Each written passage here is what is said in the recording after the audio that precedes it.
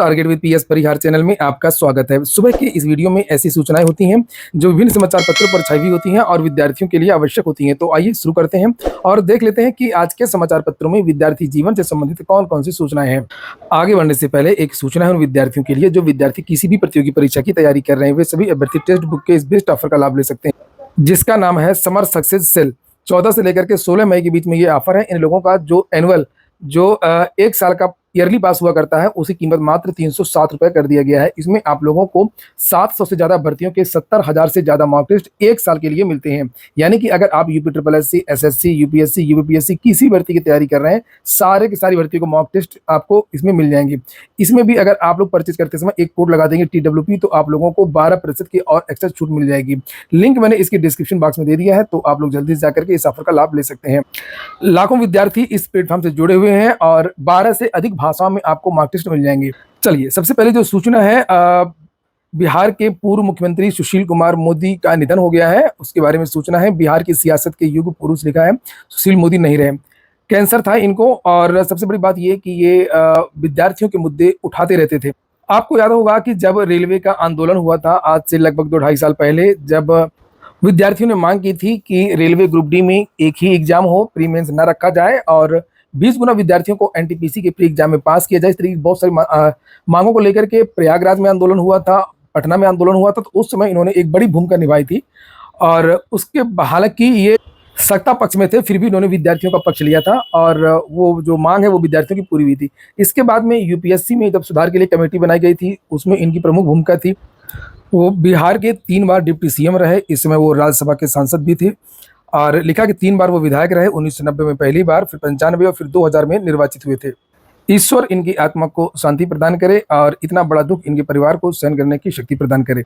अगली जो सूचना है वो असिस्टेंट प्रोफेसर भर्ती की है, नए शिक्षा सेवा चयन आयोग की है। लिखा है असिस्टेंट प्रोफेसर के रिक्त पदों की गणना जून में। सहायता प्राप्त अशासकीय महाविद्यालयों में असिस्टेंट प्रोफेसर के पदों पर नई भर्ती के लिए जून के अंत में रिक्त पदों की गणना कराई जाएगी और इन पदों पर भर्ती के लिए उच्च शिक्षा निदेशालय जुलाई में शिक्षा सेवा चयन आयोग को अधियाचन भेजेगा। ये जब ये नियमावली बनी थी शिक्षा सेवा चयन आयोग की, ये भर्ती की नियमावली की बात नहीं कर रहा, ये शिक्षा सेवा चयन आयोग के काम करने की प्रक्रिया की जो नियमावली बनी थी, जो ड्राफ्ट था उसमें कहा गया था कि उच्च शिक्षा निदेशालय जुलाई में शिक्षा सेवा चयन आयोग को अधियाचन भेजेगा और नए शिक्षा सेवा चयन आयोग की नियमावली में यही व्यवस्था की गई है। अशासकीय महाविद्यालयों में असिस्टेंट प्रोफेसर के 1017 पदों पर 2 साल से भर्ती लंबित है। ये पुरानी भर्ती की बात हो रही है। अब इसके लिए अगस्त 2022 में आवेदन की प्रक्रिया पूरी हो चुकी है और तकरीबन 1,14,000 विद्यार्थियों को परीक्षा की तारीख घोषित होने का इंतजार है। 2 वर्षों के दौरान बड़ी संख्या में शिक्षक सेवानिवृत्त भी हुए हैं, सैकड़ों पद खाली हुए हैं। तो जानकारी निकल करके आ रही है कि लगभग 1100 पद और रिक्त हो गए हैं। लेकिन शिक्षा सेवा चयन आयोग के गठन के इंतजार में नई भर्ती की प्रक्रिया शुरू नहीं हो सकी है। लोकसभा चुनाव के बाद में शिक्षा सेवा चयन आयोग सबसे पहले असिस्टेंट प्रोफेसर के 1017 पदों पर लंबित भर्ती की प्रक्रिया पूरी करेगा और इस दौरान जून में अशासकीय कॉलेजों में बड़ी संख्या में शिक्षकों के पद खाली हो जाएंगे। उच्च शिक्षा निदेशालय के सूत्रों के अनुसार जून में असिस्टेंट प्रोफेसर के रिक्त पदों की गणना शुरू कर दी जाएगी और जुलाई में शिक्षा सेवा चयन आयोग को अधियाचन भेजने की तैयारी है। तो जो नियमावली बनी है उसमें ये बताया गया है कि किस महीने जो अलग अलग विभाग हैं वो अधियाचन भेजेंगे, चाहे वो टीजीटी पीजीटी के पद हों या असिस्टेंट प्रोफेसर भर्ती के पद हों या प्राथमिक के पद हों। सीबीएसई 12वीं का परिणाम घोषित हो गया, उसके बारे में भी सूचना। लिखा 4 साल में 12वीं के रिजल्ट 19.43% गिर गया। केंद्रीय माध्यमिक शिक्षा बोर्ड के 12वीं का रिजल्ट इस बार 90% का आंकड़ा पार नहीं कर सका। पिछले 4 साल की बात करें तो 19.43% रिजल्ट में गिरावट आई है। यह सूचना बिहार की है। वहीं पर ओवरऑल इंडिया की बात करें तो लिखा 87.98% छात्र 12वीं में और 93.60% 10वीं कक्षा में उत्तीर्ण हुए हैं। बेटियों ने यहाँ पर भी बाजी मारी है। लिखा कि उनका जो परिणाम है वो छात्रों से अच्छा है। अगली सूचना राजकीय विद्यालयों की है, जेआईसी की है। लिखा 448 राजकीय माध्यमिक विद्यालयों में 50 से भी कम विद्यार्थियों के नामांकन। छात्रों की संख्या लगातार कम हो रही है। अब यहाँ से अनुपात समानुपात समझ सकते हैं कि क्या होने वाला है। धीरे धीरे करके जितने भी ये सरकारी संस्थान, सरकारी विद्यालय, ये टूटने के कगार पर हैं।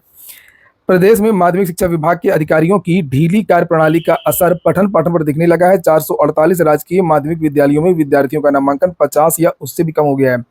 स्थिति काफी खराब होने के बाद चेते विभाग ने नए सत्र 2024-25 में इसमें सुधार के लिए कवायद शुरू की है। अध्यापकों की नियुक्ति ही नहीं किया है। जितने जीआईसी हैं उनमें लगभग आधे पद रिक्त हैं। जब पद ही नहीं रहेंगे तो विद्यार्थी एडमिशन नहीं ले रहे हैं और वही कारण है कि इस बार इतने कम एडमिशन हो रहे हैं।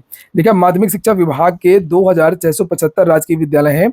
इसमें से कुछ जर्जर हैं तो कुछ में पठन पाठन की स्थिति ठीक नहीं है। यही वजह है कि यहाँ की अपेक्षा छात्र निजी स्कूलों में प्रवेश में रुचि दिखा रहे हैं। हाल ही में विभाग ने खुद एक सूची जारी की है और ये कहा है कि 448 ऐसे राजकीय विद्यालय हैं जहां पर 50 से भी कम, 50% नहीं, 50 से भी कम नामांकन है। और इसमें से कुछ में 0 तो कुछ में 7, कुछ में 10, कुछ में 12, कुछ में 15 विद्यार्थी ही पढ़ रहे हैं एक एक विद्यालय में। विभाग ने नाराजगी जताते हुए सभी संबंधित जिलों को स्कूल चलो अभियान चलाने, बच्चों व अभिभावकों में प्रचार प्रसार करने, लोगों से व्यक्तिगत संपर्क करने के निर्देश दिए। इससे कुछ नहीं होगा।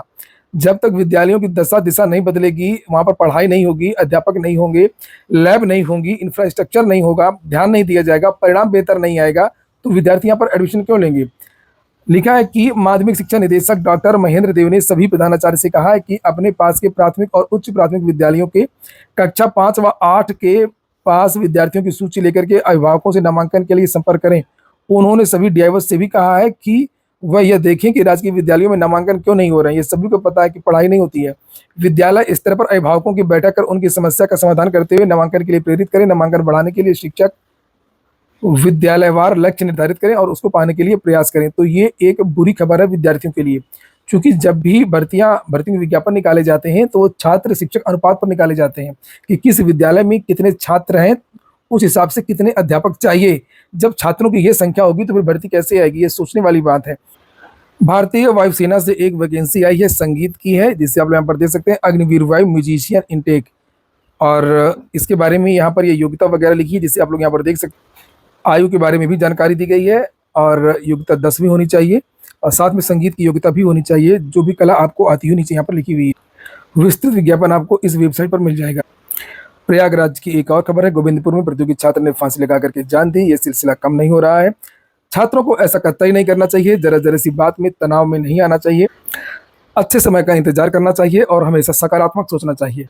बिहार पेपर लीक को लेकर के भी सूचना है। बीपीएससी पेपर लीक मामले में सभी आरोपियों को रिमांड पर लेकर के ईओयू की जांच टीम पूछताछ करेगी। सबसे पहले प्रमुख आरोपी डॉक्टर शिव राहुल संदीप को रिमांड पर लेकर पूछताछ करने की तैयारी है और इन्हें रिमांड पर लेने के लिए कोर्ट में मंगलवार को आवेदन दायर होने की संभावना है। इसके बाद अन्य आरोपियों को चरणबद्ध तरीके से रिमांड पर लेकर के पूछताछ होगी। और यहाँ पर सबसे बड़ा सवाल ये उठ रहा है कि आखिरकार ये जो सरगना है उन्हें कैसे पता चल जाता है कि ये जो पेपर है वो कहाँ छप रहा है और ये जो पेपर है वो किस रास्ते से, किस ट्रांसपोर्ट कंपनी के द्वारा लाया जा रहा है। इतनी सटीक जानकारी इनको कैसे मिली, ये पूछना है। लिखा है कि इन्हें प्रश्न पत्र के ट्रांसपोर्टेशन का ठेका लेने वाली कुरियर कंपनी के बारे में जानकारी कैसे मिली। इतनी सटीक जानकारी इन्हें किस माध्यम से हाथ लगी कि किस गाड़ी में किस समय प्रश्न पत्रों को किस रूट से ले जाया जा रहा है। इससे जुड़े कई अहम प्रश्न हैं जिनका सवाल जानने की कोशिश में ईओयू की विशेष जांच टीम लगी हुई है। और इन आरोपियों में से अभी पीएससी की शिक्षक बहाली परीक्षा के अतिरिक्त सिपाही भर्ती परीक्षा से जुड़े कई बातों को लेकर के भी पूछताछ होगी। इन परीक्षाओं में संलिप्तता किसकी रही है और दोनों में प्रश्न पत्र छपने से लेकर के इनके विवरण में लगी कुरियर कंपनी के बारे में सटीक जानकारी कैसे मिली है। लिखा कि इसके आधार पर भर्ती आयोगों के कई पदाधिकारी की जांच भी जद में आ सकते हैं। तो यहाँ पर यह शक भी जताया जा रहा है कि बीपीएससी के कर्मचारियों की भी मिली भगत हो सकती है, तभी इनको इतनी सटीक जानकारी मिली है। 10 साल के लिए भारत का हुआ ईरान का अहम चाबहार बंदरगाह। अटल सरकार में शुरू हुई वार्ता को मोदी सरकार ने पहनाया अमली जामा। चीन को ग्वादर का जवाब।